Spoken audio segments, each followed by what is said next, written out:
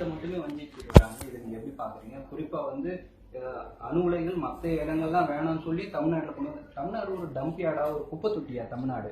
ஏன் இதே மாதிரி தொடர்ந்து பண்ணிக்கிட்டு இருக்காங்க? மத்தியிலே ஆட்சி செய்யக்கூடியவர்களுக்கு தமிழர்களுடைய நலன், தமிழகத்தினுடைய வளனை காப்பாற்ற வேண்டும் என்பதில் சிறிதும் அக்கறை இல்லை. சமீபத்தில் தாக்கல் செய்யப்பட்ட பொது பட்ஜெட்டினுடைய ஒரு அங்கமாக இருக்கக்கூடிய ரயில்வே பட்ஜெட்டில் தமிழகம் தொடர்பான அனைத்து வசதிகளும் அனைத்து புதிய திட்டங்களும் மறுக்கப்பட்டிருக்கிறது. இத்தனைக்கும் தமிழகம் நாட்டிலே ஜிடிபியில் 3வது இடத்தில் இருந்தாலும் கூட ரயில்வே பட்ஜெட்டில் 8வது இடத்திற்கு தள்ளப்பட்டிருக்கக்கூடிய ஒரு நிலையை பார்க்கின்றோம்.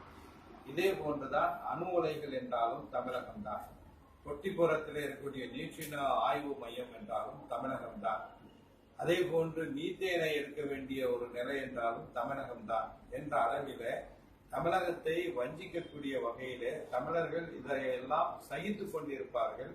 வீரமாக தமிழர்களுடைய நலனை பாதுகாப்பதற்காக போராட மாட்டார்கள் என்று நினைத்துக் கொண்டிருக்கிறார்கள்.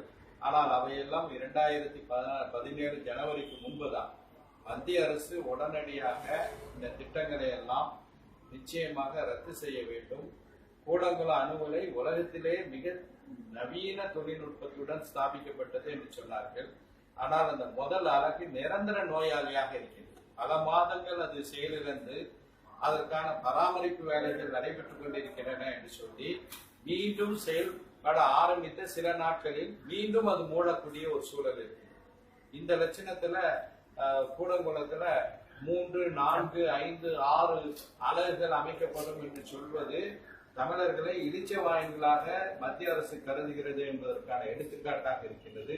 இந்த திட்டங்கள் எல்லாம் உடனடியாக தமிழகத்தில் தடுத்து நிறுத்தப்பட வேண்டும். தமிழர்கள் நம்மை வஞ்சிக்கக்கூடிய மத்திய அரசுக்கு எதிராக ஒன்று கூடி போராட வேண்டும். 112 அடி ஆதியோகி சிலை